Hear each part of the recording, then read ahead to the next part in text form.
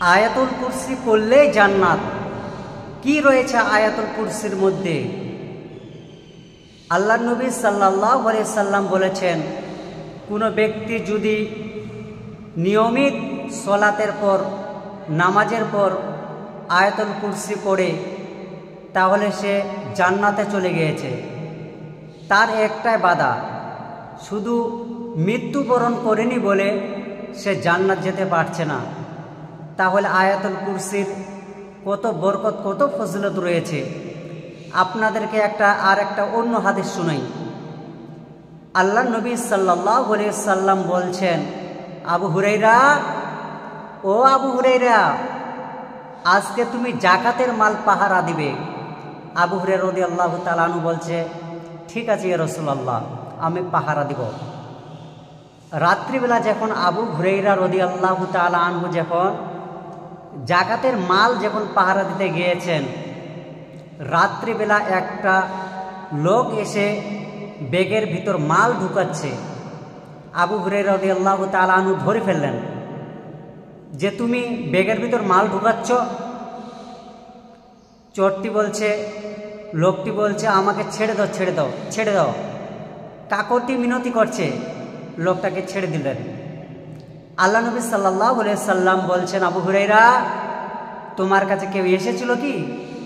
আবু হুরায়রা রাদিয়াল্লাহু তাআলা আনহু বলছে, ইয়া রাসূলুল্লাহ, হ্যাঁ এসেছিল। আল্লাহ নবী বলছে, ওই চোরটা কালকে আবার আসবে, ওই লোকটা আবার আসবে। পরের দিন দ্বিতীয় দিনে আবার আবু হুরায়রা রাদিয়াল্লাহু তাআলা আনহু মাল পাহারা দিচ্ছেন জাকাতের। দিতে দিতে আবার ওই লোকটা চলে এসেছে, আবার চোর চলে এসে ওই লোকটা চলে এসেছে, এসে আবার ব্যাগের ভিতর মাল ঢুকাচ্ছে। আবু হুরায়রা রাদিয়াল্লাহু তাআলা আনহু ধরে ফেললেন, বলছে, আবার তুমি এসেছো? কালকে তোমাকে আমি ছেড়ে দিলাম। লোকটি বলছে, আমাকে ছেড়ে দাও, আমাকে ছেড়ে দাও, আমাকে ছেড়ে দাও। আমার বাড়িতে ছোট ছোট বাচ্চা রয়েছে, আমি গরিব মানুষ, না খেয়ে আছে, আমাকে ছেড়ে দাও। আবু হুরায়রা রাদিয়াল্লাহু তাআলা আনহুর নরম মন, ছেড়ে দিলাম। দ্বিতীয় দিন চলে গেল। আল্লাহ নবী বলছে, আবু হুরায়রা, এসেছিল কি ওই লোকটা আবার? আবু হুরায়রা রাদিয়াল্লাহু তাআলা আনহু বলছে, হ্যাঁ রাসূলুল্লাহ, ইয়া রাসূলুল্লাহ, এসেছিল লোকটা। আল্লাহ নবী বলছে, ধরতে পারলে না? আবু হুরায়রা বলছে, খুবই গরিব বলছিল, কাকতি মিনতি করছিল, ছেড়ে দিয়েছে। আল্লাহ নবী বলছে, আরও আসবে, কালকেও আসবে, আজকেও আবার আসবে। আবু হুরায়রা রাদিয়াল্লাহু তাআলা আনহু মাল তৃতীয় দিনে যখন পাহারা দিচ্ছেন, ওই লোকটি আবার এসে আবার ব্যাগের ভিতর কিছুগুলো মাল ঢুকাচ্ছে।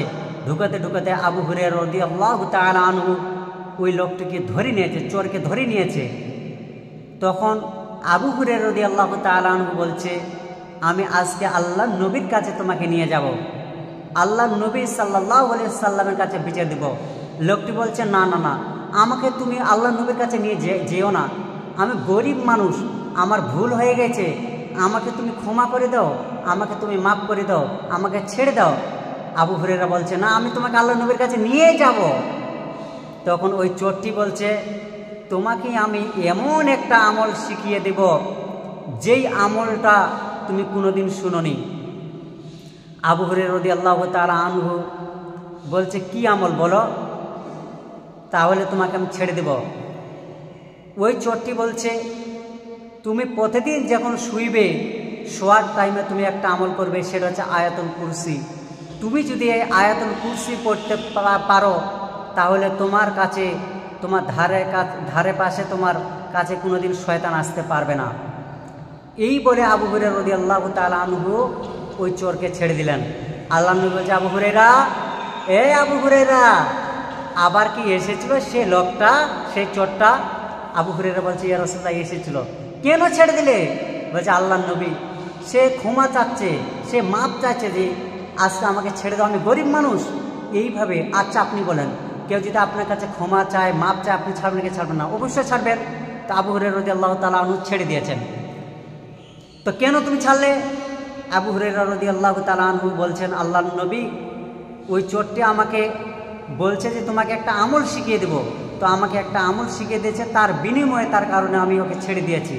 তো কি তোমাকে আমল শিখিয়ে দিয়েছে?